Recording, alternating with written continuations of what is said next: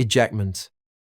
Ejectment is a common law civil action brought to recover the possession of real property. Depending on the jurisdiction, it is also known as a possession action in the United Kingdom or an eviction proceeding in the United States and Australia.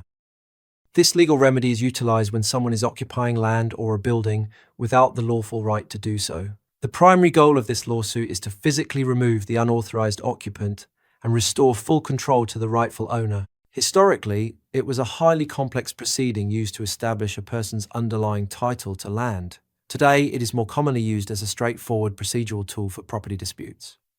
A successful lawsuit typically results in a court order directing law enforcement to remove the trespasser.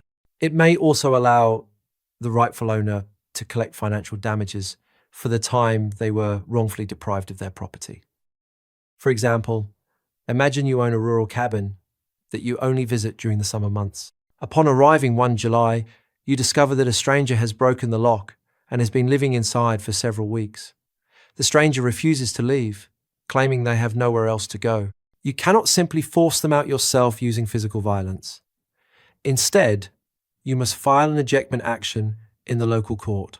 A judge will review your property deed, confirm your ownership, and issue an official order directing the county sheriff to remove the squatter.